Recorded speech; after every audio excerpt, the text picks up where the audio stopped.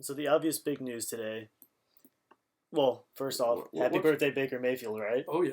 What's the big news? I haven't heard anything. What's big? Jadavion Clowney Who's that? in Cleveland, Who's that? the most injury-prone defensive lineman in the league, but Eh, also at the same time one of the most talented. So we'll see what happens. I mean, you don't have to poo-poo on the parade saying he's injury prone, but yeah, he is. Okay, But but I was gonna say, tell me he isn't though, no, because he clearly, definitely is. But it's like, you know what? JJ Watt is injury prone too. Not as bad. yeah, JJ Watt also has a much I better body of work. I understand that, but let's let's say this: Clowney, very decent run stopper. That that was one of the biggest holes that we had last year. Yeah, So he's gonna be a good run stopper. I remember also seeing a in-depth stat on Pro Football Focus saying how he has the one of the shortest times to pressure a quarterback. Hmm. It was 2.6 seconds his average pressure time, which is insane. That's him. I think Miles Garrett were I think he was top five. I think Miles Garrett was number one or number two in the league last year. So Hmm. that's when you got both of those two guys coming extremely quick off the edge. You got to be fast to make your decisions. Well, Garrett's gonna make anyone look better. Same thing with I mean, look on the offense. You got Landry makes anyone lined up in the opposite side of him look better. That's true. It goes the same for defensive line, and you know it's not like Clowney's the only guy we signed. I mean, you signed two other guys and Clowney. You're kind of you got depth. You might not have you don't have Aaron Donald. Right. You know, But yeah, this, Miles Garrett, who might be right, the second coming of Aaron Donald on the edge. right, and then you got actual depth behind him. Yeah. Which that's kind of the biggest thing is because your D line will get winded. They will have to take a break. They will have to sit for a big third down at least once or twice a game. Especially, and that's another big thing that I just kind of thought of was the whole Miles Garrett. Is he fully recovered from COVID? Mm. Because last I heard, he was still struggling with the whole breathing, getting his lungs back underneath him, and that could be a big issue potentially going forward still. Which luckily we did sign a little bit more depth at the D line, but we still don't. I think last year we had a much better D line still, but this year we have the secondary to help that D line, which might Mm-hmm. in turn kind of cancel out and make that D line about as good as it was last year. See, I think what's huge is that you're basically Huge. getting huge. You're basically getting Delpit and Greedy For for free. free. Yeah, Exactly. It's like you signed two free agents. You and know what I at mean? no cost to the team. Exactly. Yeah, So you're kind of like I don't know. If you have the league's changed because if you have a middle of the road defense but a top 3, top 5 offense, you could win the Super Bowl. You could win. yeah, You could make it. the Chiefs. The Chiefs exactly. If you just keep putting up points, I don't care what defense it is. If they can't stop you once, you know what I mean. Yeah. You're losing. So, or they're losing. So, I don't know. I'm pretty pumped. I think Where do you think we rank in the AFC now, in terms of obviously not the AFC. Let's start with our. Where do you think we rank in our own division? Let's start there I say I put my money on the Browns. to win the division. I my guess is it's gonna be Browns, Ravens, Bengals, Steelers. I don't see the Steelers doing anything. The I think Ra- they're yeah. I think you're right. I They think lost a lot of defensive players, and I think they're mhm, gonna kind of fall apart because they were already doing that with an easy schedule last year, mhm. and I don't think it's gonna get any better going forward. Connor's gone. Uh, Pouncey, Pouncey, Villanueva. I mean, Big Ben is clearly showing his age. yeah, They and lost Dupree. They mhm. lost Connor. Or is that Connor? yeah, Who? Corner. The corner. corner Mike safety. Mike Hilton. Yeah. They lost Mike Hilton. They lost one other defensive linebacker or end. I don't remember who it was. But anyways, because my first thought was, holy shit, I think we have the third best roster in the league now. Like the only two teams roster wise I'd put above us, maybe there might be three. Okay, clearly the Bucks because the Mhm. Bucks are an all star team, right? Right. the Chiefs. Mm-hmm. Even though their defense is lacking, their offense is so overpowered. Like Mm-hmm. you just can't. They're insane, right? And maybe the Rams. I don't see anyone else with the same power on their roster as the Browns. I really don't. And I bring this up, right? I brought up our division earlier because I also think we're going to win our division, and I think we have the third or fourth best roster in the league. And some dude on our Instagram goes, "Y'all got a trash ass roster," and I was like, "What?" And he goes, "Ravens are going to win it all," and I'm like, what? You guys lost two of your best offensive linemen, a defensive lineman, and you still don't have a receiver on your entire roster. Hollywood Brown is a slot on his best day, and you don't have anyone else. If Lamar Jackson gets injured, or I'll take it back, when Lamar Jackson gets injured, because running quarterbacks are going to get injured. If you run in the NFL, you're going to get hurt, no matter what position it is. And if you don't have an offensive line in front of you and you're a running quarterback. Mm-hmm. I mean, Mike Vick, amazing, all-time great. Not all-time great, but awesome. One of the best running quarterbacks of all time. Got injured a lot later on. Okay? Even early on, he got injured a lot. Yeah. But, I don't know. Let's go back to the rankings in the AFC North real quick. Oh, yeah. I think the Ravens are going to get second as long as Lamar Jackson stays healthy. I would agree with that. I think the Bengals might show some life this year, depending on when Burrow comes back and how that all goes out. But I think there's some real potential in our division alone this year. And I think that we have the second best roster in the AFC, which is surprising to me. I like you don't really think about it, right? Because you go, wow, we've made a lot of moves. Like we got a pretty good team. And you sit back and you look at it on paper and you go, OBJ's coming back, right? We got all these signings.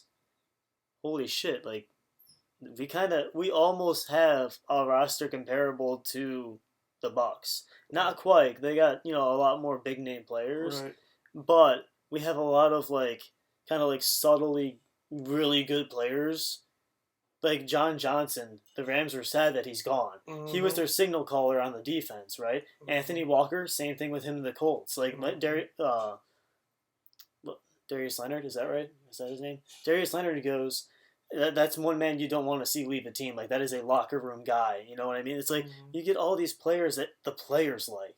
And that's how you know you got good guys.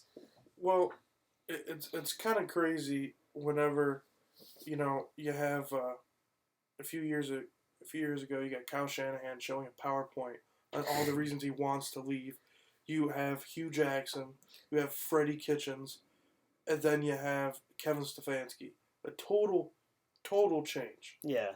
And obviously Andrew Berry, he's the one who made it all happen too. But Stefanski changed.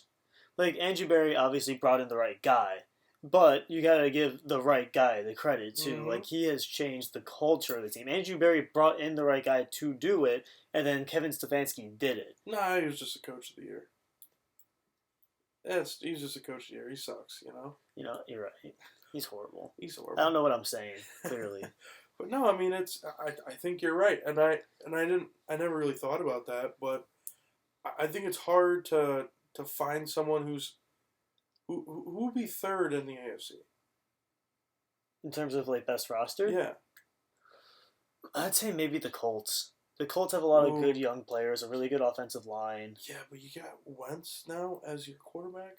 Yeah, I know. He's a big question mark, but the rest of that team is it's a very good team. But say he's a middle of the road quarterback. Say he's a B quarterback, right?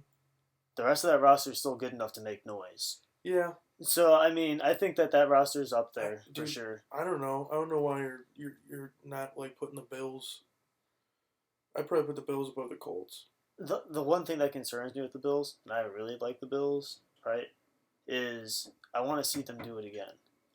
Because they have a bunch of players who have been playing really good, right? And Josh Allen had a great year last year, right? Stephon Diggs, I've loved Stephon Diggs since he came into the league. I think he's one of the best route runners I've ever seen, okay? but they are kind of lacking at depth on receiver, running back. O line is okay, not the best, not horrible. Like it's middle. It's good enough for Josh Allen because he's mobile, right? And the defense is good. Mm. But I think they're one defensive injury or one offensive injury away from kind of falling apart. With the Colts, right, you got a young running back who doesn't have an injury history, right? You got a really good offensive line, which I think is like the biggest thing for them, and a really young defense. The Bills have a really good defense. The Colts have a really young defense. Mm-hmm. They did lose Anthony Walker, obviously, to us, but yeah, maybe the Bills are third, but the Colts are definitely fourth. Yeah. Okay. Maybe you're right, but after that, I don't even know who's next. I think it's a very. You know what? We talked about this a couple weeks ago. It seems like this year, it's going to be a very big gap in between the top tier teams and the middle of the road fighting for playoff spot kind of teams. We talked about it last week, I think, actually, Mm-hmm. because we were trying to say, like, what do we think the Browns' record is going to be? And now with Jadeveon and Clowney, I think we win. I think we get 11 wins, right? I think that's a good estimate. I think we'll be above. I don't think we're going to be below 500, right? No. There's no way. Well, And I definitely don't think we're going to be, because I think that 10 wins doesn't win our division. I think we need 11 to win our division, because I think the Ravens are still going to be good, right?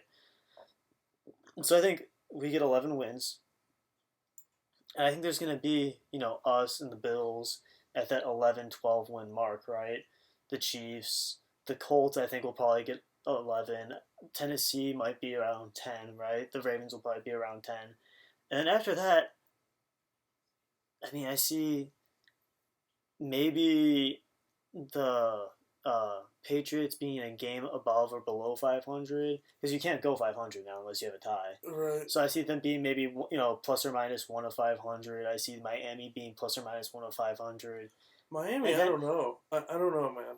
I think that they have a those... good enough coach that they'll be about 500. You know what I mean? For them, I'm saying probably most likely just under 500. But then after that, I don't know. Like the Broncos suck. The Raiders are a dysfunctional mess. Mm-hmm. I mean, what other good teams are there that are really going to be contenders in the AFC? I can't really think of any. Well, I'll say this. Vegas. I don't know if you know this, but Vegas. Oh, you know what? The Chargers. I forgot about the Chargers. I think they'll be good this year. Yeah, I think so too. But Vegas, the line on the Browns win-loss this year, 9.5 wins. Yeah, I think that's really low. I think so too. I think that's a good bet if you live in a state where Mike DeWine says you can't gamble on sports. But no, he's always watching. He might have heard you say that. He might true. come after you. But no, I mean, I don't know. I don't see how they don't win 10 games, especially out of 17 game season. I don't see them going back. I see them. I see them getting better, and there's only one way to go butt up with these guys. Way, it's still a younger team. Especially on the offensive end, like the offensive line. Joe Patonio, I think, is the oldest guy on the O line, and we drafted him 5 years ago. Like he's still pretty young. Oh, I saw something. The Browns will be the first team since Washington 2001 to have 4 first overall picks, or 3 first overall picks on the team at the same time. Oh, you're right. I remember seeing that too. Yeah. Something else I wanted to talk about real quick is how about the fact that the Browns are now a destination that players go, you know what, I want to play there. Like even Marshawn Lattimore, I remember at the beginning of free agency was saying, I'm about to put Cleveland on the map. He wanted to come here. Now, whether or not that's going to happen, I don't think so at this point, right? You're right. We don't have the money for it. Mm-hmm. But players, big name players, want to come here. That has not happened in the history of a Cleveland sport. Even when LeBron was on the Cavs, we still struggled to get players to want to come here. Now with the Browns, players actually want to come here, and it's not like we have like a big name player that's making. No, Mm, it's the culture. The culture change is making players want to come here, and that is huge. I I see it getting really interesting after this year because, like, and this is another thing we talked about a while ago was a lot of 1 year deals this year because of the cap being so low, and because like Clowney, you don't know what he's gonna do this year. Yeah, He could have a bad year, he could be gone, could have a good year, go somewhere else. But this is a perfect situation for the Browns to make a run this year. yeah.